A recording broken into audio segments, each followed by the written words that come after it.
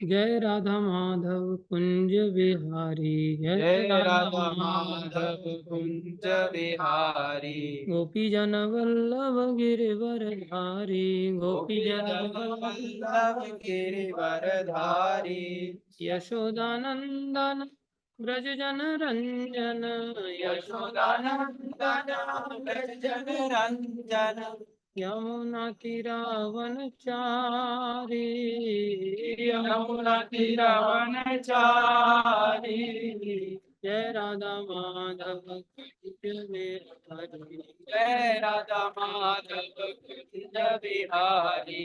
गोपी जन वल्लभ गिरिवर धारी, गोपी जन वल्लभ गिरिवरधारी।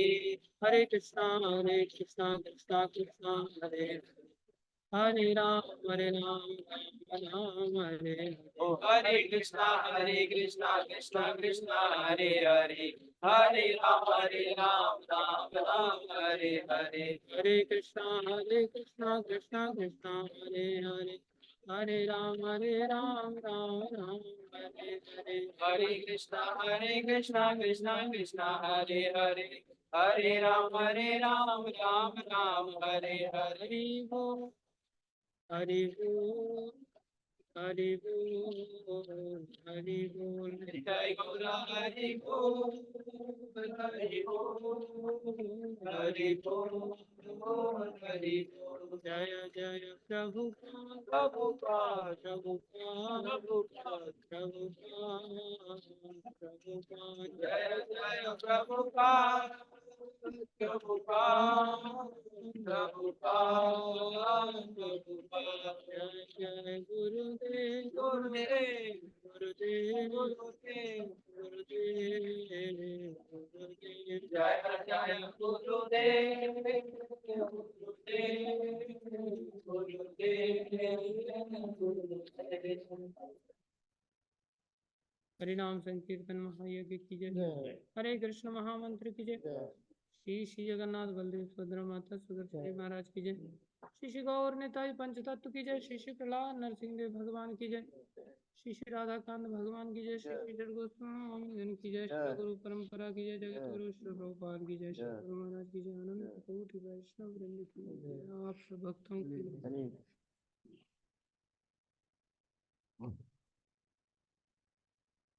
ओम नमो भगवते वासुदेवाय, ओम नमो भगवते वासुदेवाय। ओम नमो भगवते वासुदेवाय, ओम नमो भगवते वासुदेवाय।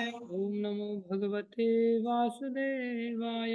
ओम नमो भगवते वासुदेवाय। नारायणं नमस्कृत्यं नारायण नमस्कृत्यं नरं चैव नरोत्तमं नरं चैव नरोत्तमं देवीं सरस्वतीं व्यासं देवीं सरस्वतीं व्यासं ततो जयमुद्धीरये। ततो जयमुदीरये। नष्टप्रायेषु भद्रेषु नष्टप्रायेषु भद्रेषु नित्यं भागवत सेवया, नित्यं भागवत सेवया। भगवती उत्तम श्लोके, भगवती उत्तम श्लोके। भक्तिर्भवती नैष्ठिकी। भक्ते भवती नैष्ठिकी। श्रीमद् भागवतम अध्याय 2 स्कंद 2 श्लोक संख्या 8।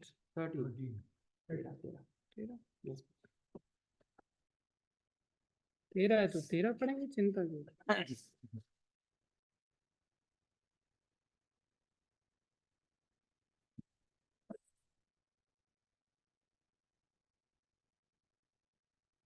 एकैकशो अङ्गानि धियानुभावयेत्, एकैकशो अङ्गानि पादादियावश्रितं गदाभृतः।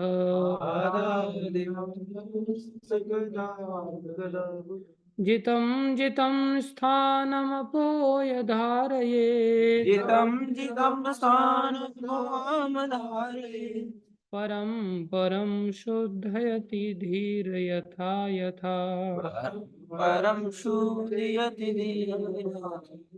एकैकशो अङ्गानि धियानुभावयेत् एकैकशोऽङ्गानि धियानुभावयेत् पादादियावदसितं गदावृतः पादादियावतिसितं गदावृत जितं जितं स्थानम् अपोह्य धारयेत् जितं स्थानं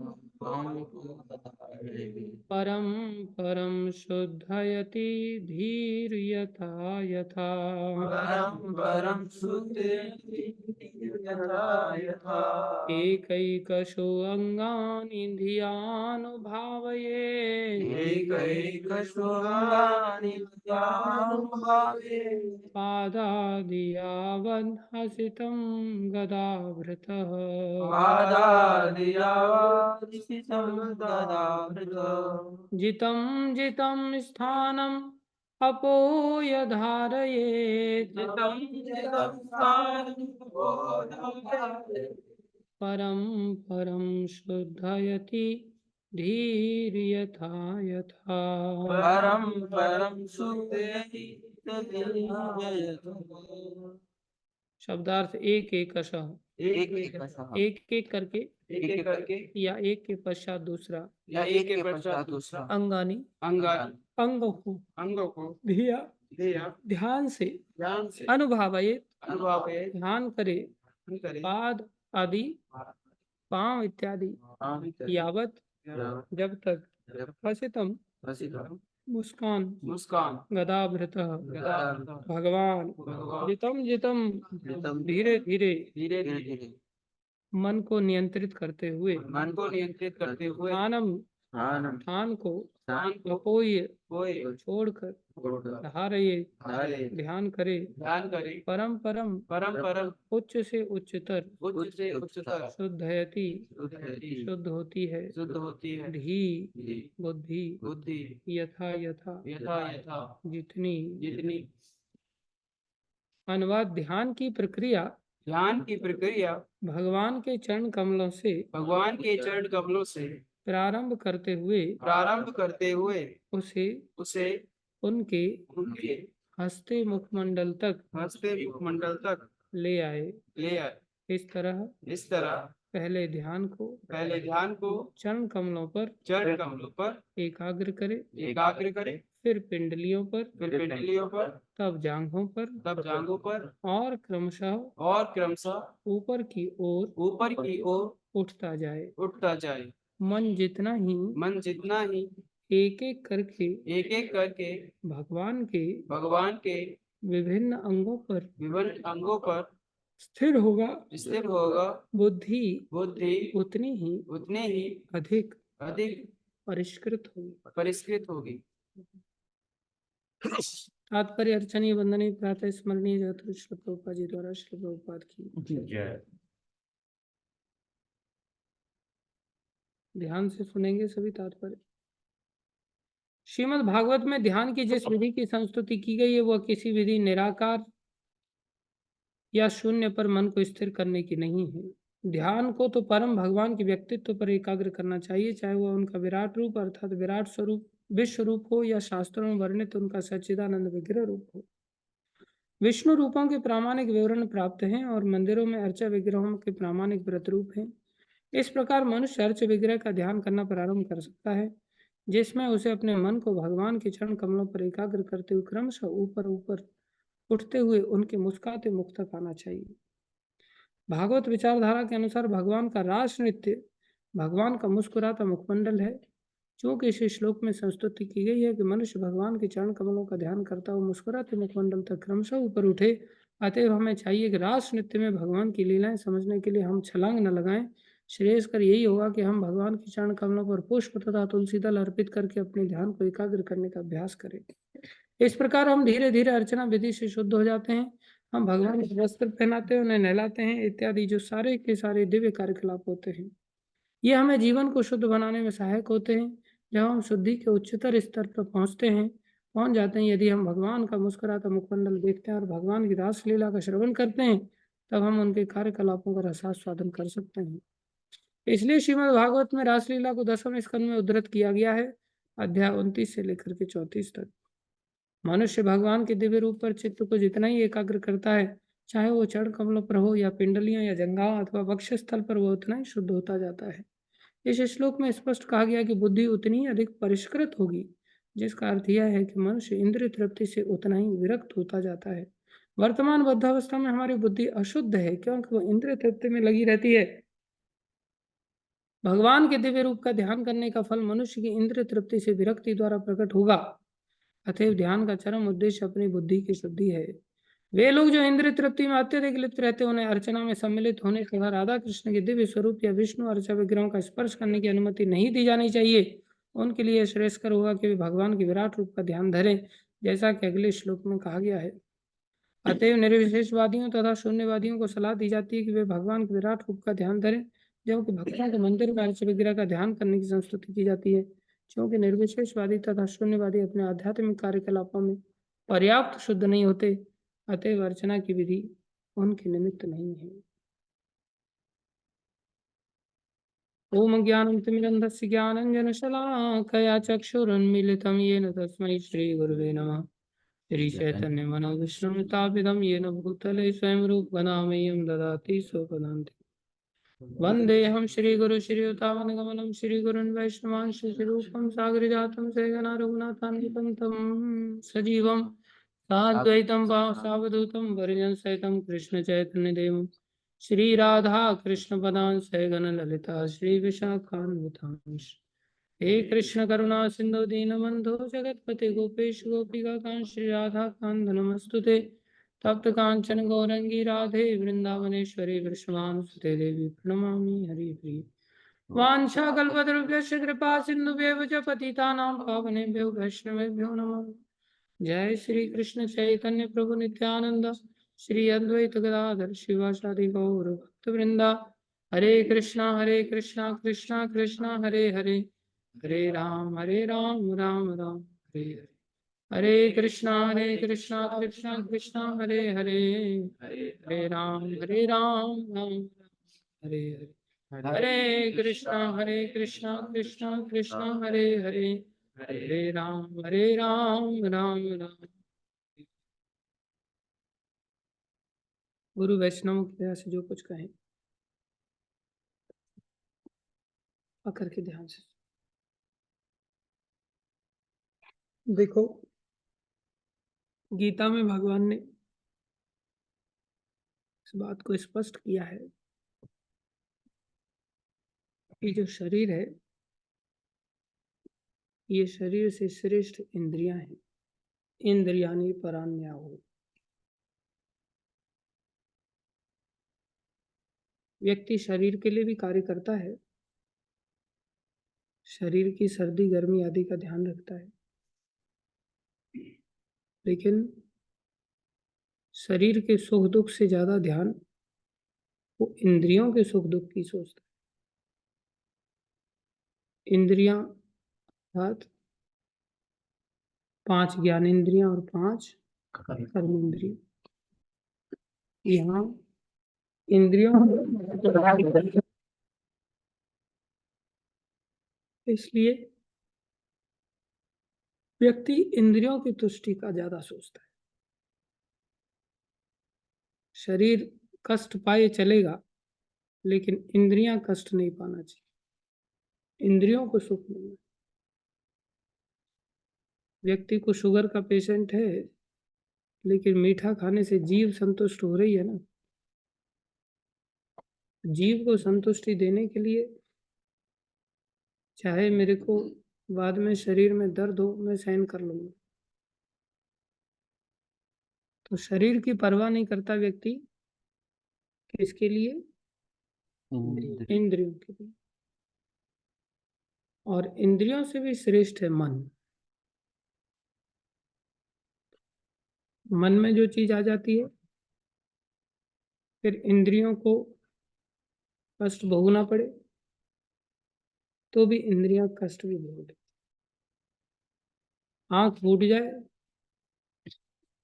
भोगों में लगते लगते लगते लगते इंद्रियों की भी सीमा होती है ना। कितना आप इन आंखों को गेम खेलने में लगाओ। लेकिन लोग वीडियो गेम खेलते रहते हैं और उनकी आंखों के चश्मे का गिलास मोटा होता चला जाता है। थोड़े समय में जिस गिलास में पानी पीते हैं ना, वही गिलास आंखों पे चढ़ जाता है, कांच का गिलास। टीवी देखने से, मोबाइल देखने से, वीडियो गेम देखने से। ऐसे बहुत सारे लोग कान में बिल्कुल लगा करके रात दिन गाने सुनते रहते। तो सीमा है कानों की भी, कान दुखने भी लग जाते हैं, फिर कान खराब भी हो जाते हैं। इसी प्रकार सब इंद्रियों की मर्यादा है, लेकिन इंद्रियों को आदमी नष्ट कर देता है। किसके चलते? मन। उसको पता चलता है कि इंद्रिय नष्ट हो रही है, इंद्रियां जर्जरित हो रही हैं, पता चलता है। पता चलने के पश्चात भी मन नहीं मानता, मन बार बार खिंचा चला जाता है। तो जैसे कोई बीड़ी पी रहा है तो जीभ को कोई स्वाद मिल रहा है क्या? सिगरेट पी रहा है, जीभ को कोई स्वाद मिल रहा है? होठों को कोई स्वाद मिल रहा है? उल्टा धुएं से वो सब जल रही है चीजें, अंदर भी चल रहा है, बाहर भी चल रहा है। कहीं आप धुआं निकलते हुए देखो तो बाल्टी भर के पानी फेंकोगे कि नहीं, भाई आग लग गई। किसी के मुंह से धुआं निकलता है, आप जाकर के पानी मारते हो क्या? आग लग गई लगता है। देखा जाए तो खतरा ही है ना, जहां से धुआं निकल रहा है देखते ही पानी मारते हैं। देखा जाए तो उसको भी उठा करके नदी बदी में फेंक देना चाहिए, आग लग गई भाई अंदर इसके। लेकिन व्यक्ति अग्नि को स्वीकार कर लेता है। सब जानते हैं कि मेरे फेफड़ों की कैसी काली स्थिति हो गई है, पक जाते हैं पूरी तरह से, लेकिन फिर भी व्यक्ति परवाह नहीं करता। किसके चलते? जो हुड़क आती है वो कहाँ पर आती है? मन में आती है। लहर उठती है कहाँ पर?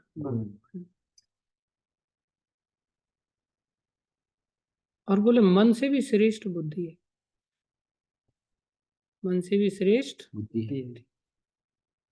जब तक बुद्धि निर्णय नहीं करती तब तक मन की इच्छा की पूर्ति नहीं हो सकती, और जब तक मन की इच्छा की पूर्ति नहीं होती इंद्रियां संतुष्टि अनुभव नहीं करती, और जब तक इंद्रियां संतुष्ट नहीं होती शरीर का कोई कार्य प्राय व्यक्ति नहीं कर सकता।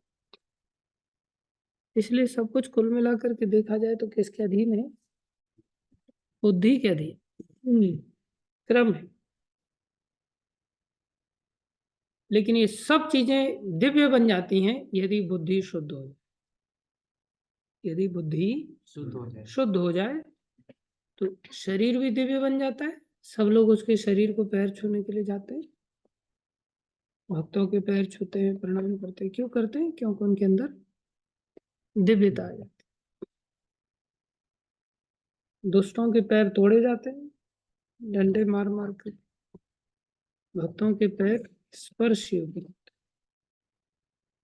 भक्तों का जो शरीर है वो भी दिव्य बन जाता है, इतना दिव्य बन जाता है कि उसको जलाते भी नहीं। दिव्यता की पराकाष्ठा क्या है? न मैं कुछ हूं न मेरा कुछ है। जब व्यक्ति इस स्तर पर आ जाता है, न मैं कुछ हूं न मेरा कुछ है, इस स्तर पर जब आ जाता है सन्यासी कहा जाता है। और ऐसे सन्यास के स्तर पर उसके शरीर को जलाया नहीं जाता, उसको समाधि लगाई जाती है शास्त्र के अनुसार। समाधि मतलब उसका शरीर जहां पर गाड़ा गया है जमीन के अंदर, वो भूमि भी अब दिव्य बन गई। बोले उसका शरीर जहां डाला गया है, वैष्णव लोगों की तो महिमा इतनी है कि उसकी राख भी अगर कहीं मान लो वैष्णव है उसको जला भी दिया जाए तो कोई दिक्कत नहीं है, जला दिया जाए उसकी राख भी पवित्र है। उसके शरीर का जो धुआं है ना वो भी पवित्र हो जाता है, जलाते समय उसका जो धुआं निकलता है ना वो भी पवित्र। ये दिव्यता है वैष्णव। लेकिन होना चाहिए वैष्णव, होना चाहिए वैष्णव। केवल मेरी तरह खाली वेशभूषा पहन ले और माला लटका ले तो बोले वैष्णव नहीं बन जाएगा उससे। वैष्णव उसको कहते हैं कि जैसे 4 भाई थे, उनका नाम एक व्यक्ति का नहीं याद आ रहा है मेरे को, उनमें से एक वैष्णव था और उसने कोई परवाह नहीं करता था कुछ काम धंधा करने की, सिर्फ भजन होना चाहिए, भक्ति होनी चाहिए। तो सुबह सुबह से ही जंगल में चला जाता था, एकांत वासा, झगड़ा न झांसा, चेंचे मेचे होती नहीं, आदमी एकांत जीवन व्यतीत करता है। एकांत से भी श्रेष्ठ है वैष्णवों का जीवन, जो वैष्णव सानिध्य में जीवन जिया जाए। एकांत अगर संसार में ऐसा नहीं मिल पा रहा है तो उसको संसारी लोगों का सानिध्य छोड़ देना चाहिए, लेकिन वैष्णव का सानिध्य छोड़ करके एकांत में जाने की चेष्टा नहीं करनी चाहिए, वो ज्यादा खतरनाक है। फिर तो वो क्या करते थे, घर में रहते थे। पहले इतने इस प्रकार की सुविधाएं मंदिरों में सब जगह थोड़ी होती थी। प्रभुपाद जी ने ये सुविधाएं दी कि जहाँ रहने खाने की सब चीज़ों की सुविधाएं आपको दी जा रही है, सोने की, कपड़े की, लत्ता की, बीमारी की, हर चीज़ का एक प्रकार से एश्योरेंस दिया जा रहा है। पहले लोग साधु ऐसा सोच करके थोड़ी बनते थे कि हमें इस मंदिर में रोटी मिल जाएगी। वो तो गुरु के आश्रम में जाते थे और भिक्षा मांग करके गुरु जी के लिए उल्टा लेकर के आते थे। ब्रह्मचारी गुरुकुले वसंधांति गुरोरहितम, तो गुरु का हित का सोचते थे कि हम गुरु जी की सेवा कैसे करें, और गुरु फिर उनको उपदेश देते थे। गुरु उनके हित का ध्यान में रखते हुए उनको उपदेश देते। तो इस प्रकार से लोग गुरुकुल में रहा करते थे। गुरुकुल की पद्धति थी, गुरुकुल की पद्धति तो प्राय खत्म ही हो गई। वहां पर ब्रह्मचर्य, स्वयं भगवान ने ऐसा किया। भगवान लकड़ियां बीन करके लेकर के आ रहे हैं, सुदामा जी लकड़ियां बीन करके लेकर के आ रहे हैं। आश्रम में साधु बनने पर लकड़ियां बीनने के लिए नहीं भेजा जा सकता। इतना एक प्रकार से पतन की अवस्था है। उस समय ऐसा कल्चर था।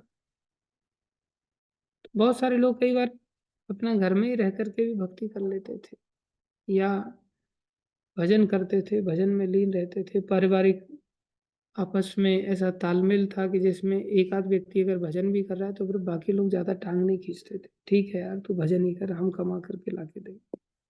ऐसा एक संयुक्त परिवार का फायदा होता था, जो आजकल नहीं होता। आजकल क्या होता है, संतान पैदा हो जाती है, न्यूक्लियर फैमिलीज होते हैं, संतान को देखने वाला कोई होता ही नहीं। माँ बाप संतान को नौकर के हवाले छोड़ करके चले जाते हैं। नौकर उस संतान का पालन पोषण करता है, फिर उसके अंदर भी वैसी वृत्तियां आ जाती हैं। जब वो बड़ा होता है तो वो माँ बाप को नौकर के सहारे छोड़ के चला जाता है। बोले तुमने मेरे को बचपन में छोड़ दिया, अब मैं तुम्हारा क्या ध्यान रखूं। वो नौकर के सहारे भी नहीं छोड़ता, वो उनको ऐसे ही मरने के लिए छोड़ के चला जाता, वृद्धाश्रम में छोड़ देते थे, या घर को छोड़ करके सेटल होने के लिए कहीं दूसरे लोग चले जाते। ये कल्चर बहुत खतरनाक कल्चर है। इसके अलग बेनिफिट हैं लेकिन नुकसान कहीं ज्यादा है। उसके थोड़े से कष्ट जरूर होते थे लेकिन फायदे बहुत होते थे। कला क्लेश बढ़ जाती। तो ये चार भाई थे, चारों भाई अपना, तीन भाई चार में से नौकरी चाकरी व्यवस्थाएं करते थे। एक भाई था जो कहीं जाता आता नहीं था। सुबह सुबह घर से निकल जाना उसने, और निकल करके जंगल में अपना जाकर अपना भजन करना, दिन भर भजन करना और फिर वापस आ जाता। उसको भजन की ऐसी रुचि लग गई थी, ऐसा टेस्ट आ गया था कि कभी कभी तो भोजन पानी का भी कोई परवाह नहीं करता था, उसको भोजन पानी पहुंचाना पड़ता था। और वो अपना ठिकाने भी बदलता रहता था जंगल में। एक बार क्या हुआ, उसको बड़ा बुखार आ गया, तीव्र बुखार आ गया। तो भाई लोग बोले भैया बहुत बुखार है, आज एक काम करो, भजन करना तो यहीं घर में ही कर। बोले घर में थोड़ी भजन होता। अरे तो जंगल में तुम जाते हो, कौन सा जगह पर कहाँ पर क्या हो, मान लो अगर प्राण छूट गए तो बुखार भी बड़े खतरनाक होते हैं। आदमी सोचता नहीं कि ऐसा हो जाएगा, लेकिन अचानक से कई बार प्राण निकल जाता है बुखार में, तेज बुखार आ जाता है। एक बार हम अमृतसर में थे, हमें ऐसा तेज बुखार आया, ऐसा लगा कि आज की रात तो निकलेगी नहीं, एकदम सर फट जाएगा पूरी तरह से, इतना तीव्र बुखार आया। सर्दी जुकाम हो रखा था, हम डॉक्टर के पास गए नहीं थे, लेकिन इतना तेज बुखार आया कि दूसरे दिन सोचा सुबह होते ही डॉक्टर के पास भागेंगे। और फिर डॉक्टर के पास गए, डॉक्टर ने इतना हाथ में पूरा भर के पॉलीथिन दवाइयाँ दे दिया उसने।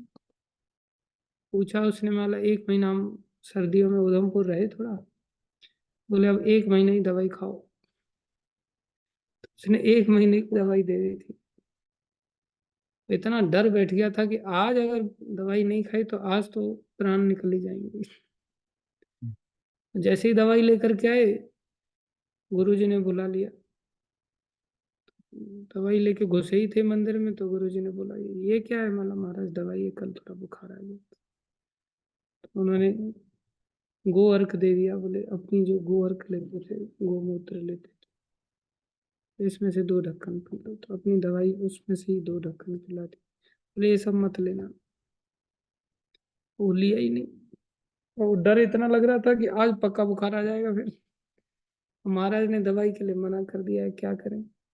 सोचे जो होगा देखा जाएगा, भगवान की दया से फिर बुखार आया ही नहीं। वो 2 ढक्कन इतना बढ़िया काम किए महाराज के आशीर्वाद के। गुरुजनों के आशीर्वाद में भी शक्ति होती है, लेकिन श्रद्धा करना भारी हो जाता है।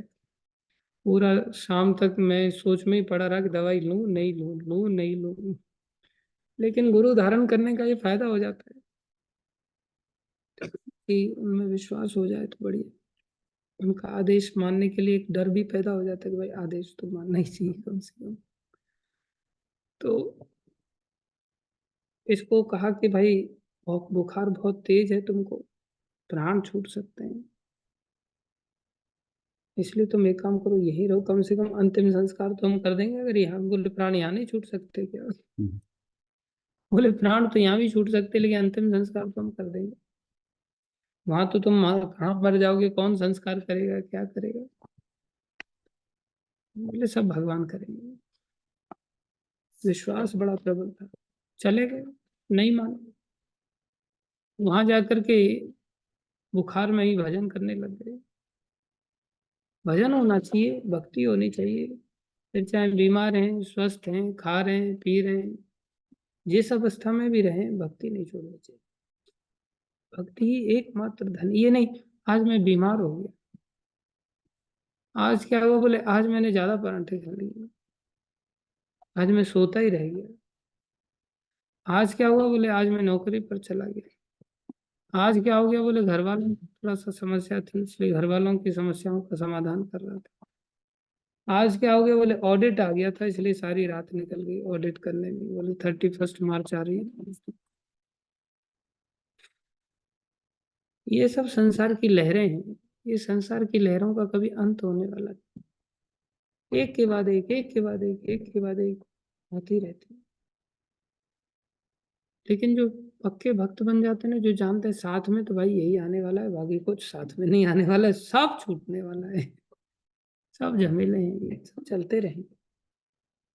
तो भजन करने के लिए चले गए, विश्वास था। बोले नहीं कोई बात नहीं, मरेंगे मर जाएंगे, भगवान संस्कार कर देंगे, करना होगा उनको तो, नहीं करना होगा तो जैसी उनकी इच्छा।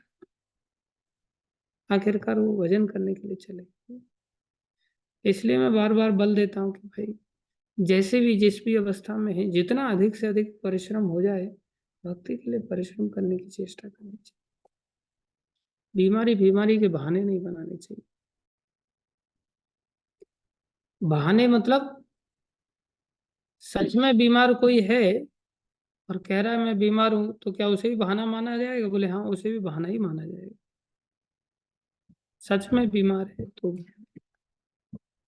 क्योंकि भक्ति इतनी श्रेष्ठ वस्तु है कि इसको किसी भी उपाय से चेक नहीं कर सकते, इसको रोका नहीं जा सकता। अहेतु की अप्रतिहता ययात्मा सुप्रसिद्ध। अप्रतिहत भक्ति होनी चाहिए, गंगा की धारा की तरह भक्ति होनी चाहिए। ये नहीं कि चीते आ गए अब नहीं भक्ति हो पाई, मंगल आरती नहीं होगी, चीते घूम रहे गलियों में, यमदूत नहीं घूम रहे गलियों में, चीते से भी ज्यादा खतरा।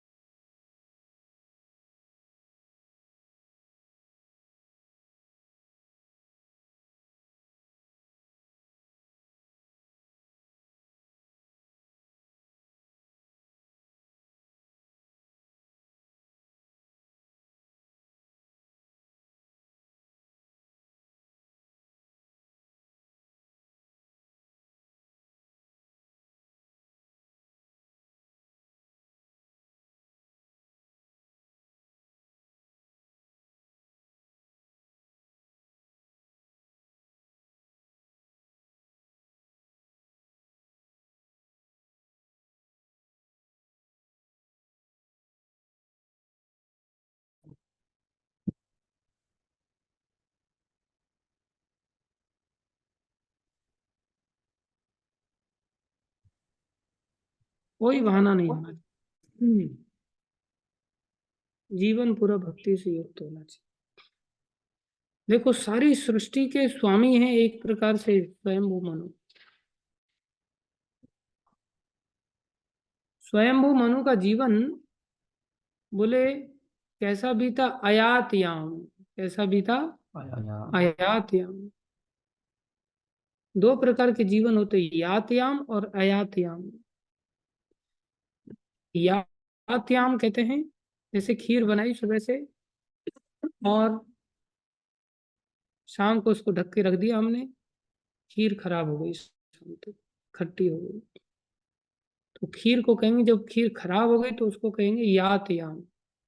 कैसी खीर है वो, यातयाम। है तो खीर लेकिन अब उपयोग के योग्य नहीं रही। एक जीवन होता है अयातयाम, जिसमें कि खीर बनी है लेकिन अभी खीर खराब नहीं हुई, खराब होने से पहले उसका सदुपयोग कर लिया, उसको कहते हैं अयातयाम। हमारा जीवन जिसमें कि भक्ति से युक्त होकर के जो समय व्यतीत होता है, बोले वो समय हमारा अयातयाम माना जाता है। वो समय हमारा अयातयाम माना जाता है। यात माने खराब होना, अयात मतलब खराब नहीं हुआ। और जो समय बिना भक्ति के बीता, बोले वो समय है तो समय दिखाई दे रहा है, समय यूज होता हुआ दिखाई दे रहा है, समय देखने में दिखाई दे रहा है, लेकिन वो कैसा समय है, यातयाम, बर्बाद हो गया वो समय, तो हमें कुछ मिलने वाला नहीं। इसलिए भक्त उनका जीवन, पूरा जीवन कैसा बीता, बोले पूरा का पूरा जीवन अयातयाम बीता, मतलब उनका सोना भी भक्ति से युक्त था, उनका खाना भी भक्ति से युक्त था। मनु महाराज जिनसे मनुष्य बने हम, जिनकी संतान मनु की संतान होने के कारण मनुष्य कहलाए। जैसे रमेश का पुत्र कोई है तो उसको कहेंगे रमेशस्य, रमेश का बेटा। राम का कोई बेटा है तो उसको कहेंगे रामस्य, राम का बेटा। ऐसे मनु का बेटा है कोई तो उसको कहेंगे मनुष्य, मनु के बेटे। हम सब मनु महाराज की संतान हैं, सारी सृष्टि के स्वामी हैं एक प्रकार से देखा जाए, सब मनुष्य की प्रजाति के स्वामी हैं। बोले उनका पूरा जीवन कैसा बीता, अयातयाम, कैसे भक्त हो गए। और हमारे सर पे कोई जिम्मेदारी नहीं है, फिर भी यातयाम व्यतीत होता है। समय का नाश करते हैं केवल, क्यों, बुद्धि खराब है। ये जो वैष्णव थे, बोले बुखार आ जाए कोई बात नहीं, मेरे को भजन करना, चले गए भजन करने के, और वहां प्राण छूट गए। वहां प्राण छूट गए तो क्या किया, भगवान ने हनुमान जी को बुलाया, हनुमान देखो ये भक्त मेरे भरोसे यहाँ आ गया था, इसका संस्कार करो। हनुमान जी ने लकड़ियां इकट्ठी करके उनका संस्कार कर दिया। तो संस्कार से धुआं उठा, धुआं उठा तो धुएं के अंतर्गत, धुएं का स्पर्श पाकर के वहां जंगल में कुछ भूत रहते थे, तो उन भूतों का कुनबा उद्धार को प्राप्त हो। दो भूत तफरी लेने के लिए गए थे उसमें से, दो भूत वापस आए तो दो भूतों ने देखा हमारा खानदान ही गायब हो गया।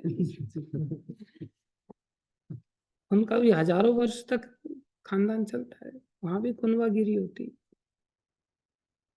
वो दो भूत आपस में एक दूसरे को देख करके रोने लग गए, नाग के स्वर बोलने लग गए। वो नाग के स्वर बोलते हैं थोड़ा सा, मैं तो आवाज निकाल नहीं सकता क्योंकि ऐसा भूत तो हूं नहीं मैं। राधा राधा मोहन को निकाल, राधा मोहन को निकाल सकते हैं। ठीक बोला तुमने। कम नहीं है भूत से, बिल्कुल नहीं। रात को खड़ा कर दिया कहीं तो बिल्कुल भूत ही दिखाई देगा। ये भी वैष्णव है। हाँ, दो भूत रोने लग गए, कहाँ है और कोई नहीं, हमारा कोई नहीं, मर गए, सब लोग मर गए, हमारे कहाँ चले गए सब, एकदम नाक के स्वर बोल रहे हैं, एक दूसरे को रो रहे हैं। इतनी देर में एक साधु आए वहां पर, साधु लोगों में सामर्थ्य होती है। तो भूत बोल पड़े, बोले क्या समस्या है भाई तुम्हें? बोले हमारा कोई नहीं बचा, हम कहाँ जाएं, कैसे जिएंगे। बोले वो समझ गए कि इनका खानदान यहाँ रहता था, यहाँ ये भक्त आता था। बोले ये चला गया, इसका संस्कार किसी ने किया है, इसके धुएं का ही प्रताप है। तो बोले कि उनका तो उद्धार हो गया। बोले वो लोग तो धाम को चले गए। बोले हम कहाँ जाए? बोले आओ, मैं 2 लकड़ियां डाल देता हूँ, तुम्हारे बस की तो है नहीं, और 2 लकड़ियां जो डालना, धुआं तो समाप्त हो गया था। उन्होंने उठा करके 2 लकड़ियां चिता में और डाल दिया, फिर धीरे धीरे धीरे लगा दिया उसको, तो धुआं निकल, घूम लो इस धुएं में।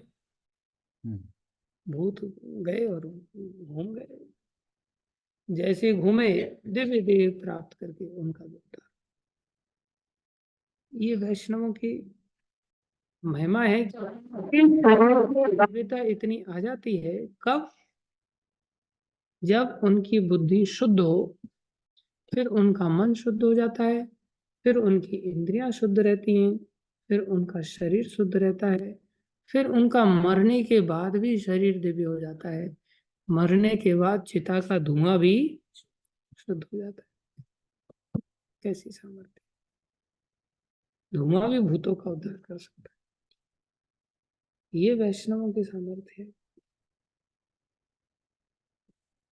और अगर ऐसा नहीं हुआ, बुद्धि शुद्ध नहीं हुई, बुद्धि खराब, मन खराब, इंद्रियां खराब, शरीर खराब, सब नष्ट हो जाता है। उसकी चिता भी कहीं जला दिया जाए ना, तो वहां अच्छे अच्छे साधु भी बेचारे भूत बन जाते हैं। संसार के लोगों का ऐसा प्रभाव होता है, डरावना प्रभाव होता है। खानदान का व्यक्ति भी शमशान में जाने की हिम्मत नहीं करता अपने परिवारीजनों के पास, और वैष्णवों के समाधि स्थल पर सारा संसार जाता है।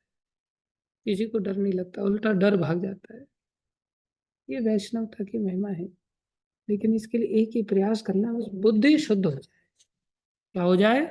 सब कष्टों की जड़ है बुद्धि खराब, और सब कष्टों के निवारण का उपाय है बुद्धि का शुद्ध होना। बुद्धि दिव्य बने। ये बुद्धि कैसे अच्छी बनती है? बुद्धि भगवान की आराधना करने से अच्छी। कैसे अच्छी बनती है? भगवान की आराधना करने से। भक्ति की जाए, भक्ति में कोई कुताही नहीं होनी चाहिए। जैसे भी हम, चाहे कितने भी गिरे हुए हैं, उठे हुए हैं, जैसी, ऐसा भी नहीं सोचना चाहिए अब तो मैं बहुत, बुद्धि मेरी शुद्ध हो गई, अब भक्ति करने की जरूरत नहीं। नहीं, आपकी बुद्धि परमहंस सत्ता को प्राप्त हो गई, बोले उसके लिए भी भक्ति इतनी श्रेष्ठ है कि उसको भी भक्ति करनी पड़ती। अंतर इतना है कि उसको भक्ति करनी पड़ती नहीं है, सहज स्वयं हो जाती। नहीं करेगा तो रह नहीं पाएगा।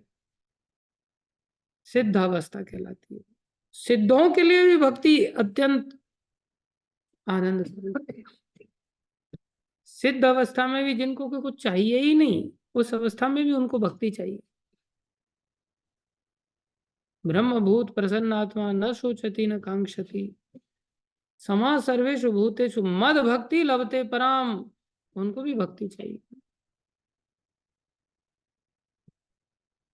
लेकिन साधक अवस्था में हमें थोड़ा सा दिमाग लगा करके भक्ति को करना पड़ता है, चेष्टा करनी पड़ेगी। जिसमें क्या आता है?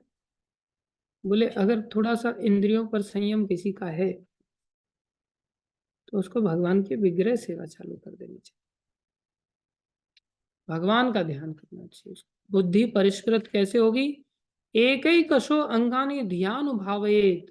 जब धिया, धिया मतलब बुद्धि से, अनुभावयेत, निरंतर हम भावना विकसित करें कि इसमें एक एक अंगानी, भगवान के एक एक अंग में हमारा दिमाग थोड़ा जाए।